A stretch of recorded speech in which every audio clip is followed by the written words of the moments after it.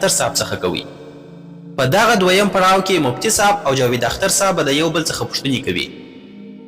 اوس شروع د مفتي صاحب څخه کوو. مهرباني مفتي صاحب پوښتنې مو شروع کړئ. ډېره مننه. د جاوید اختر صاحب څخه زما پوښتنه دا ده، تاسو د کانټینجنسي ارګومنټ په اړه څه فکر کوئ؟ ایا تاسو د علتونو لامحدوده سلسله منئ که د اړین وجود شتون منئ؟ ځکه یوازې دوه اختیاره ستاسو په مخ کې دي، یا به د علتونو لامحدوده سلسله منئ او یا به هم د اړین وجود شتون منئ. د هغه وجود شتون چې تر هر څه ځواکمن دی او بل هیڅ شي ته اړتیا نه لري. نو ستاسو په مخ کې دوه اختیاره دي، په دې دوو کې تاسو کم یو منئ، کم یو ته اولیت ورکوئ؟ لومړی خو زه صادقانه وایم، زه د کانټینجنسي په کلمه باندې سم نه پوهیږم او هغه انګلیسي لغاتونه او کلمات لږ ماته پیچلي ښکاري. ایا تاسو کولی شئ چې په ساده ژبه زما څخه په دې اړه پوښتنه وکړئ؟ هو بالکل، زه کولی شم چې تاسو پوه کړم. د کائنات هر څه کانټینجنټ دي. دا معنا لري چې د خپل شتون لپاره په بل څه پورې تړلي دي.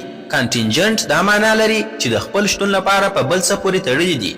کوم څه چې تړلي وي په بل څه پورې هغه مستقل نسي کېدلی، نو یوه وجه لري. اوس تاسو پوه شولاست په دې باندې لامحدوده سلسله نسته. تاسو باید په یو اړین موجود پسې ودرېږئ. نه، هیڅ اړتیا نشته چې موږ په یو داسې موجود پسې ودرېږو. څوک وایي چې باید ودرېږو؟ تاسو خو پر خدای باور لرئ.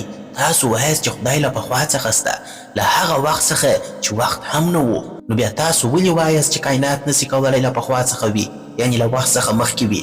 ولې دا نه منو چې دا کائنات بلکې ټوله کائنات تل موجود و؟ دلته یو تصور سته، بلیک هول، هر هغه څه چې بیرته ځان ته راکاږي بیا چاودنه ورکوي، بیا کائنات خپریږي. موږ انسانان خو ډېر کوچني یو، موږ یوازې 50 یا 60 کاله ژوند کوو، خو کائنات د کروڑونو کلونو عمر لري. د دې لوی کائنات پر پرتله زموږ هیڅ ارزښت نه ښکاري. نو دا پوښتنه کول چې دا کائنات ولې جوړ شوي او ولې داسې دي ښایي بې ځایه وي. کائنات روان دي، خپریږي، خو موږ نه پوهیږو چې ولې. دا کائنات چې خپریږي چیرته روان دي، ولې خپریږي؟ بس موږ ته همدا بس دي، نوره پوښتنه مه کوه. کوم ستوري چې موږ د دوربین له لارې ګورو هغوی دومره لیرې دي چې زموږ له ژوند سره هیڅ تړاو نه لري. نو بیا دا ټول ولې جوړ سوي؟ که دا نړۍ د انسان لپاره جوړه سوې وي نو ولې دومره لویه ده؟ ولې دومره شیان شته چې موږ ته هیڅ ګټه نه لري؟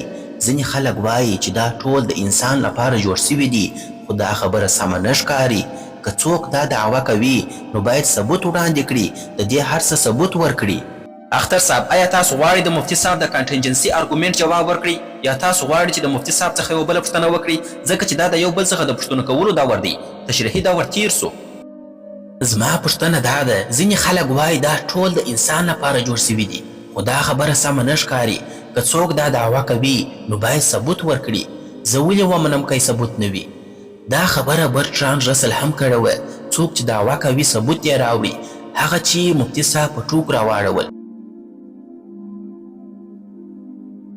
اوس د دین خبره راځي. خدای په یو دین کې نه بلکې په ډیرو دینونو کې پیغامونه ورکړي دي، خو په دغو دینونو کې یو د بل سره اختلاف هم شته. په یو دین کې یو کار روا دی، په بل کې ناروا دی، نو د ټول د یو شان نه دي. نو پوښتنه دا ده، دا ولې داسې دي؟ کله ناکله داسې فکر راځي، که خدای رښتیا سته ولې ځان نه ښکاره کوي؟ ولې خبرې نه کوي؟ لکه د فوټبال په یو فاینل لوبه کې چې هم د تلویزیون څخه کتل کیږي او هم په میلیونونه خلک ورته ناست وي، او په همدې میدان کې خدای ووایي زه خدای یم، نو ټول خلک به یې واوري او خبره به یې حتما ومنل سي. نو ولې دا هر څه پټ دي؟ ولې نه ښکاري؟ ولې روښانه ثبوت نسته؟ که موږ پوښتنه کوو چې کائنات څنګه جوړ سول، نو ولې دا پوښتنه نه کوو چې خدای څنګه سته؟ خدای څنګه موجود دی؟ تاسو وایاست خدای له پخوا څخه نه دی. سمه ده، نو خو بیا ولې کائنات له پخوا څخه نسي کېدلی؟ ولې له پخوا څخه یعنې له وخت څخه مخکې نسي کېدلی؟ خدای قادر دی، هر څه کولی سي، خو بیا دا نړۍ ولې داسې ده چې بې ګناه ماشومان پکښې وژل کیږي؟ که په قیامت کې انصاف کیږي نو هغه ماشوم چې په بم وژل کیږي انصاف به کله ترلاسه کړي؟ مهرباني مفتي صاحب، زه جواب درکوم. تاسو چې د دین په اړه کومې خبرې وکړلې، کومه یادونه چې مو وکړل، دا د وخت لپاره پرېږدم. نن وخت کم دی، زه چمتو یم چې وروسته بحث درسره وکړم. په دې اړه به د خدای د شتون یو دوم پړاو مناظره جوړه کړو. دا چې نن موږ دلته د خدای د شتون په اړه خبرې کوو نو ستاسو پوښتنې به هم جواب سي. ستا د پوښتنې جواب درکوم. تاسو وویل چې تاسو نه ده ثابته کړې د کانټینجنسي ارګومنټ بنسټیز ارګومنټ څه شی دی؟ دا کانټینجنسي څه معنا لري؟ تاسو یې راته تعریف کړئ. دویمه خبره، تاسو وویل چې میلیارډونه او کروړونه نوري کاله لیرې دا زما سره هیڅ تړاو نه لري، یوازې محدود فکر مه کوئ. دریمه خبره، تاسو د شر مسئله ذکر کړئ. د شر مسئله دوې خبرې لري. لومړی دا چې خدای مهربان او قادر مطلق ذات دی، مګر په دنیا کې ظلم سته. خدای ټول پوه حکیم ذات دی. ستاسو فهم د دې دلایلو سره پرتله کېدلی نسي. نو اوس دلته دوه خبرې سولې. لومړی، خدای یوازې قادر مطلق او مهربان ذات دی. دویم، په دنیا کې د شر شتون بې دلیله دی. حقیقت دا دی چې ټول انسانان دنیا ته د امتحان لپاره راغلي دي او د هر انسان امتحان په جلا جلا طریقه اخیستل کیږي. که چیرې شر په دنیا کې موجود وي، د شر شتون د انسان د ازمایښت لپاره دی، د انسان د شرافت او پرمختګ لپاره دی. که شر نه وي، ازمایښت څه معنا لري؟ له همدې امله شر هم د خدای جوړ سوی دی، خو اصلي شر هغه دی چې انسان د خپل ازادي ارادې سره کوي. د مثال په توګه د تیرې قضیه د انسان د ازادي ارادې پایله ده، نه د خدای. خدای د ازادي ارادې نظام جوړ کړی دی. څوک چې غلط کار کوي سزا به ورکول کیږي. او بل تاسو وایاست خدای ژوند او مرګ ورکوي. دا غلطه خبره نه ده. خدای د ازادي ارادې نظام جوړ کړی دی چې له دې لارې انسان ته مرګ او ژوند ممکن دی. تاسو وایاست خدای یوازې مسؤل دی، انسان مسؤل نه دی. دا تاسې څنګه خبرې کوئ؟ آیا هر ځای کې به د شرافت او خیر ثابتولو لپاره تاسو خامخا شر او بد ورسره مقایسه کوئ تر څو دا ثابته کړي چې هغه شریف دی او دا شریر دی؟ یعنی که شر نه وي تاسو خیر نسي ثابتولی؟ ګوره اختر صاحب، یو استاد په یو امتحان کې په یو پارچه کې غلط او صحیح دواړه انتخابونه یو شاګرد ته ورکړي دي. که شاګرد د صحیح پر ځای باندې غلط انتخاب کړي، په دې سره استاد نه دی ملامت بلکې شاګرد ملامت دی.